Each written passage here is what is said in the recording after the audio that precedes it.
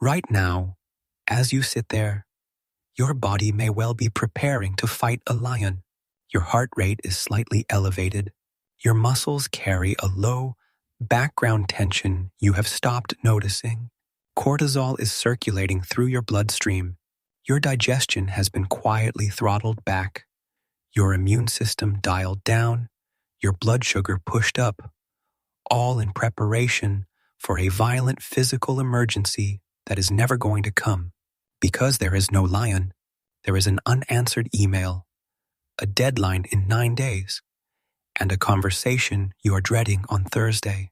Your body cannot tell the difference, and that inability to tell the difference, that single catastrophic mismatch between the threats you actually face and the threats your body was built to survive, is quietly making millions of people ill. This is the story of why, and of what your body was always waiting for you to do about it. So let us examine what stress actually is at the level of physiology, rather than feeling, the hormones, the nervous system, the ancient survival architecture that produces it. Because the crucial insight is not that stress is bad. Stress is not bad. Stress is one of the most brilliant adaptations your body possesses, and without it, your ancestors would not have survived a single generation. The problem is not the stress response. The problem is that it was designed to switch off, and the modern world has removed the off switch. What emerges is not a list of relaxation tips. It is an understanding of what your nervous system is actually asking for, and why the ancient answer still works. First, we need to understand what is actually happening inside you when you feel stressed, because the machinery is far more dramatic than the feeling suggests. Imagine a hunter-gatherer on the savannah. A shape moves in the grass. Before any conscious thought occurs, the amygdala, the brain's ancient threat detection center, has already fired. It does not wait for confirmation, because in the ancestral world, the cost of reacting to a false alarm was a wasted burst of energy, while the cost of failing to react to a real one was death. The amygdala is biased toward action, and that bias kept your ancestors alive. Within a fraction of a second, the sympathetic nervous system activates. Adrenaline floods the body. The heart accelerates, pumping blood toward the large muscles of the legs and arms. The airways dilate to take in more oxygen. Pupils widen. Blood sugar surges into the bloodstream to provide immediate fuel. Simultaneously, everything not needed in the next 90 seconds is shut down. Digestion halts. Immune activity is suppressed. Reproductive function is deprioritized. Long-term repair and maintenance are postponed. The body makes a ruthless calculation. None of that matters if you are dead in a minute. Then a second, slower system engages. The HPA axis, running from the hypothalamus through the pituitary gland to the adrenal glands, which release cortisol. Cortisol sustains the emergency. It keeps blood sugar elevated, keeps the body mobilized, keeps the crisis response running for as long as the crisis lasts. And here is the crucial part, the part everything else depends on. This entire magnificent cascade was designed to last for minutes. The hunter runs, or fights, or freezes. The threat resolves. And then, this is the essential step. The parasympathetic nervous system takes over. Heart rate falls. Cortisol clears. Digestion resumes. Repair restarts. The body returns to baseline. The whole system is an arc. Activation, action, resolution, recovery. The stress response was never meant to be a state. It was meant to be an event. Now consider what your amygdala is presented with in the modern world. An email arrives from your manager with the subject line, "Quick chat, there is no lion." There is no physical danger of any kind. But the amygdala does not process abstraction, and it does not have a separate category for social threat. It has one alarm, and that alarm evolved when a threat to your standing in the group was a threat to your survival, because exclusion from the band meant death. So the alarm fires, adrenaline releases, cortisol rises, your body prepares, faithfully and pointlessly, to run or to fight. And then what happens? You do not run. You do not fight. You sit in your chair, motionless, and you feel it. You stare at the email. The physiological emergency your body has just declared has nowhere to go and nothing to resolve against. The energy mobilized for violent physical action simply circulates, unused. And crucially, the threat does not end. The meeting is on Thursday, so the alarm does not switch off. It idles. Your body remains at a low level in an emergency state for 3 days. Then, on Friday, there is a new email, then a news headline, then a bill, then a difficult message from a family member, then a deadline. The threats arrive faster than they resolve, and they overlap. And the arc, activation, action, resolution, recovery, never completes. The system that was engineered to spike and then fall never gets to fall. This is the definition of chronic stress, and it is not a psychological abstraction. It is a physiological state. Cortisol, which is genuinely helpful over minutes and hours, becomes corrosive over months and years. Persistently elevated cortisol is associated with disrupted sleep, impaired immune function, elevated blood pressure, difficulty forming memories, and increased inflammation throughout the body. The suppression of digestion, harmless for 90 seconds, causes real gastrointestinal problems when it becomes semi-permanent. The immune suppression that was a rational trade during a lion attack becomes a serious liability when it lasts for years. None of this is a design flaw. Every single component of this system is doing exactly what it evolved to do. It has simply been placed in an environment that triggers the alarm constantly and never, ever lets it stand down. There is a second, subtler failure happening here, and understanding it is the key to everything that follows. The ancestral stress response was not just an arc of hormones. It was an arc of movement. Adrenaline and cortisol do not exist in a vacuum. They exist to fuel physical action. When the hunter-gatherer's amygdala fired, the body mobilized enormous resources, and then the body used them. It sprinted, it climbed, it fought, it carried, and the act of physical exertion is not incidental to the stress cycle. It is part of the completion of that cycle. Movement is how the mobilized energy gets spent, and the spending of it is one of the signals that tells the body the emergency is over. Consider the animals that live under intense predation pressure.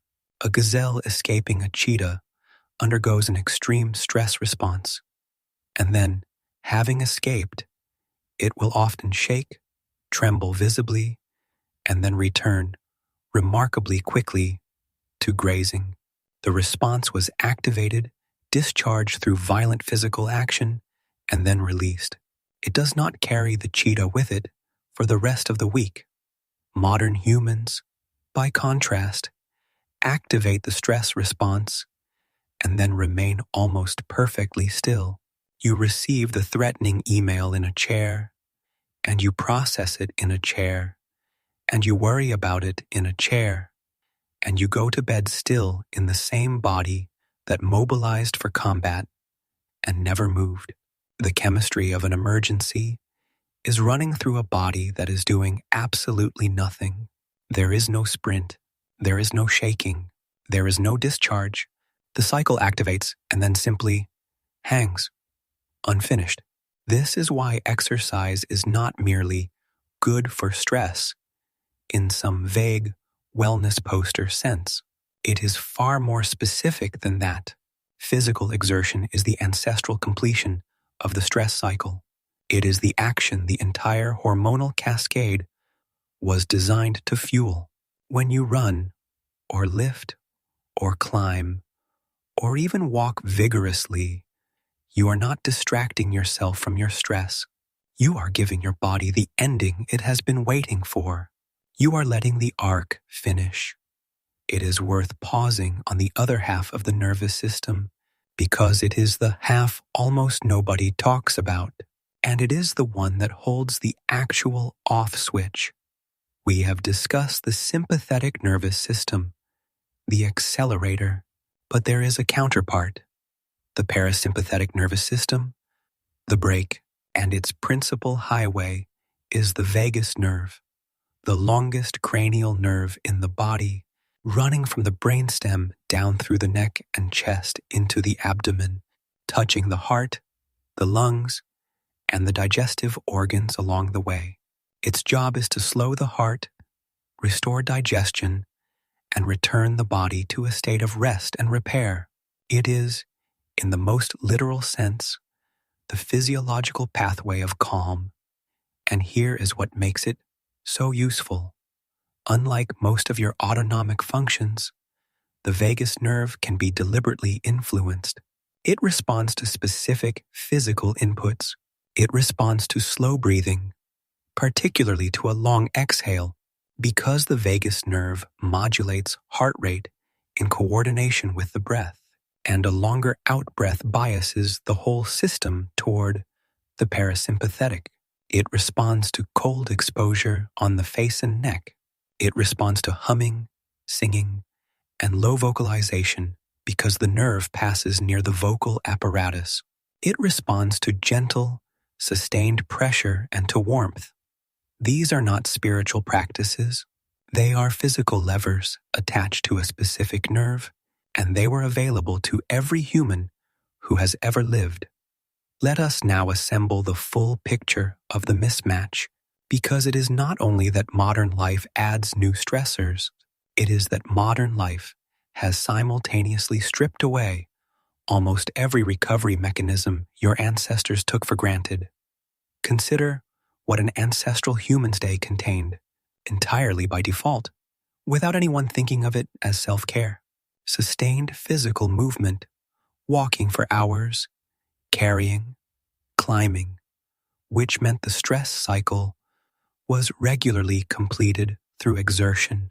Direct exposure to natural light in the morning, which anchored the circadian rhythm and regulated the daily cortisol curve so that it peaked in the morning and fell at night, as it is supposed to. Genuine darkness after sunset, which permitted the release of melatonin and deep, uninterrupted sleep. And sleep is when the stress system performs the bulk of its repair. Constant, unhurried physical proximity to a small group of trusted people, which is itself one of the most powerful parasympathetic signals the human nervous system recognizes. Long periods of low stimulation quiet, in which the mind was permitted to settle without being fed a continuous stream of novel, alarming information. Now compare that with the default modern day, almost complete physical stillness, little morning light, and hours of bright artificial light at night, which flattens and disrupts the cortisol curve, fragmented, insufficient sleep, social interaction that is frequently mediated through screens rather than through physical presence, and an environment that delivers directly to your pocket an endless stream of alarming information from across the entire planet, a fire hose of threat signals aimed at an amygdala that evolved to handle the threats within about 100 meters of its own body. This is the deeper structure of the trap. It is not merely that the alarm goes off more often. It is that every single mechanism, evolution provided to switch the alarm back off has been quietly removed from the default environment. The activation has been amplified and the recovery has been deleted. And then, when people find themselves exhausted, wired, sleepless, and inflamed, we tell them they are not managing their stress well, as though the failure were personal rather than structural. Your body is not broken. It is simply running a magnificent emergency system in a world that has taken away the ending. So what actually works? Not as a lifestyle brand, but as physiology. The answer is almost disappointingly simple, and that is precisely the point. If the problem is that the ancestral recovery mechanisms have been removed from the environment, then the solution is to deliberately reintroduce them. These are not modern hacks. They are the oldest tools in the human repertoire, and they work because they are the exact inputs your nervous system evolved to expect. Move your body, not to burn calories, to complete the cycle. Vigorous physical exertion is the ancestral discharge of a mobilized stress response, and it is the single most direct way to tell your body that the emergency has been resolved. Breathe deliberately with a long exhale. The extended out-breath is a direct lever on the vagus nerve, and it will lower your heart rate within a minute. This is not a belief system. It is a mechanical property of your autonomic nervous system. Get morning light into your eyes. This anchors the circadian rhythm and helps restore the natural shape of the cortisol curve, high in the morning when it should be, and low at night when it should be. Protect your sleep ruthlessly. Sleep is when the stress system does its repair. Chronic sleep deprivation does not merely make you tired, it directly impairs the body's ability to recover from stress at all. Seek unhurried physical proximity to people you trust. Real presence, not mediated contact. Human co-regulation is one of the most powerful parasympathetic signals that exists, and deliberately create low-stimulation quiet. Give the amygdala periods in which it is not being fed a continuous stream of alarming information from around the world. None of this is exotic. Every single one of these was simply the default for almost every human who has ever lived. You are not adding something new to your life. You're giving back to your body a set of conditions it has been quietly waiting for. Here is what this all adds up to, and it genuinely changes how the whole experience should feel. The exhaustion you carry is not evidence of weakness or poor discipline. It is the entirely predictable result of an ancient, brilliantly engineered emergency system being switched on constantly by an environment full of threats it cannot resolve, while every mechanism designed to switch it off has been stripped away. Your body is not malfunctioning. It is doing precisely what hundreds of thousands of years of evolution shaped it to do. It is simply doing it in a world that never lets it finish. And this reframing matters because the standard response to chronic stress is self-blame. The belief that a more disciplined person would simply cope better. That belief is not just false, it adds another threat signal to a nervous system already saturated with them. Shame is itself a stressor. You cannot berate your way out of a physiological state. What you can do is stop trying to think your way out of a problem that lives in the body. The stress response is not primarily a mental event. It is a whole-body physiological cascade, and you cannot reason with a cascade, but you can speak to it in the only language it has ever understood. Movement, breath, light, sleep, warmth, presence, quiet. These are the ancient inputs. Your nervous system still recognizes them. One important caveat: everything described here concerns the ordinary chronic stress of modern life. If what you are carrying feels heavier than that, if it is persistent, overwhelming, or affecting your ability to function, that is not a failure of these levers, and it is not something to push through alone. That is the point at which the right move is to talk to a doctor or a mental health professional exactly as you would for any other physiological system under sustained strain. Looking back across the whole arc, from the lion in the grass to the email in the inbox, what emerges is not a story of human fragility. It is a story of an extraordinary system, still perfectly intact, still ready to protect you, waiting patiently for the ending it was built for. For hundreds of thousands of years, the surge of alarm in the human body was not an affliction. It was a gift. The mechanism that made you fast when you needed to be fast, sharp when you needed to be sharp, and alive when the grass moved. It asked only one thing in return, that when the danger passed, you were allowed to come back down. The stress you carry today is not a broken alarm. It is a perfect alarm. In a world that forgot to tell it, the lion is gone. Your body still knows how to come home. It is simply waiting for you to show it the way.